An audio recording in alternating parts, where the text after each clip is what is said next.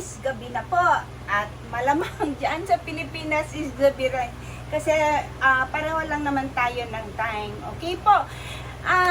Welcome again to my Samut-Sari Pinay in Taiwan. Kumusta na po kayo mga ka-brothers, mga ka-sisters? Alam niyo ba ang aking content for today?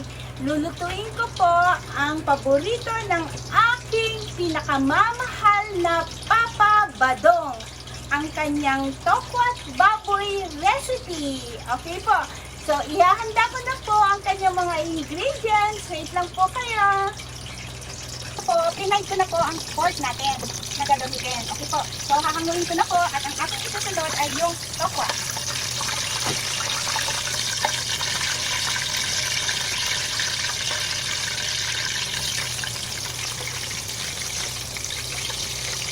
Madalas po namin inuulam ang tokwat baboy mula nung nabubuhay pa ang aking papa.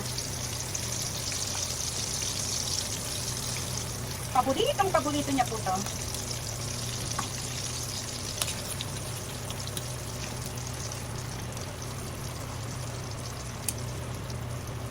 So, i-fry lang po natin siya. Ito na po, pwede na po natin siyang hanguin para ma-slice.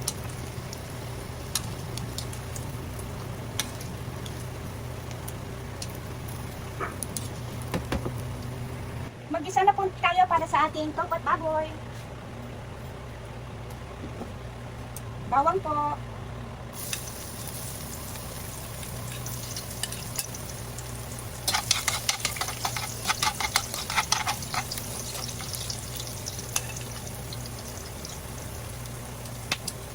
Sibuyas.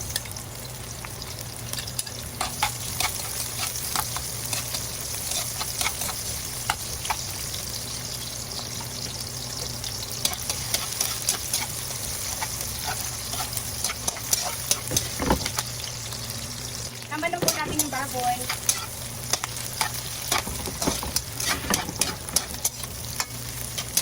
At ang kanyang kokwa.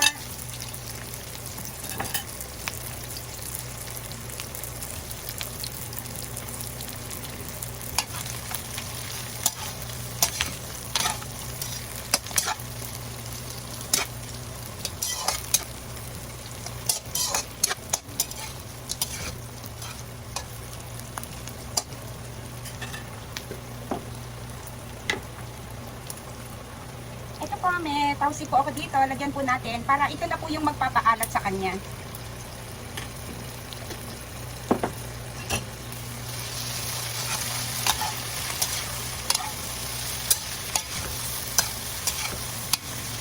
Ang ginagawa po kasi ng aking papa is medyo sinasabawan niya po ng konti. Siyempre po, pag kami sabaw, pwedeng ipanghalo ng mga bata sa kanilang kanin.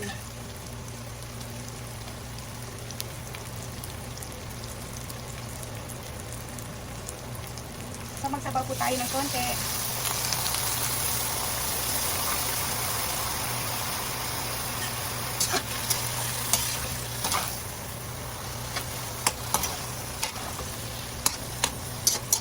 Saglit na lang po ito kasi naluto na po natin yung baboy at saka yung kanyang tokwa.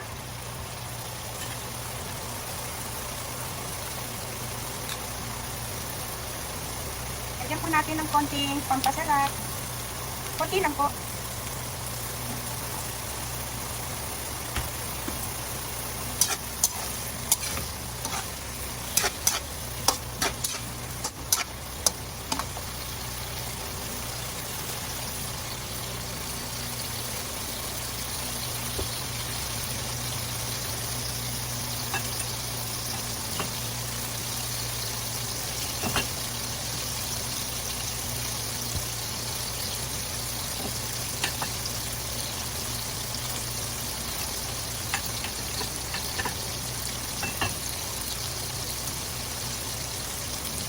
Bawang ng sibuyas.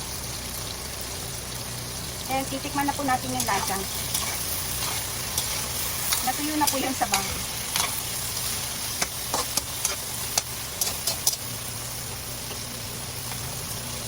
Actually, natuyo na yung sabaw. So, tikman na lang po natin yung kanyang tokwa.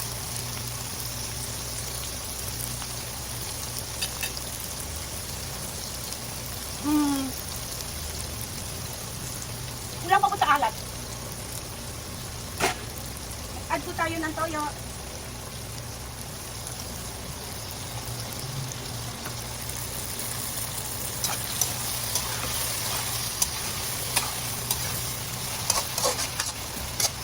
At ito na po ang ating tokwa at baboy ni Badong. I-plating na po natin. Hello po mga kasamut-sari, Pinay in Taiwan. Ito na po ang ating tokwat baboy. Okay po, ang tokwat baboy ni Badong. Harinaway nagustuhan ng aking Papa in Heaven.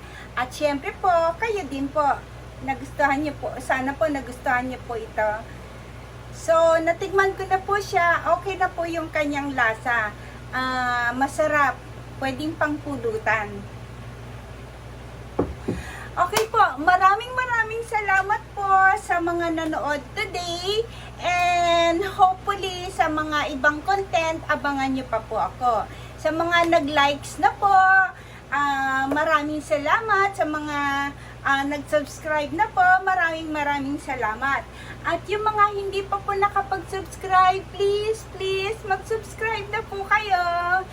Okay po, hanggang sa muli. At ang pagkikita natin. Maraming salamat po.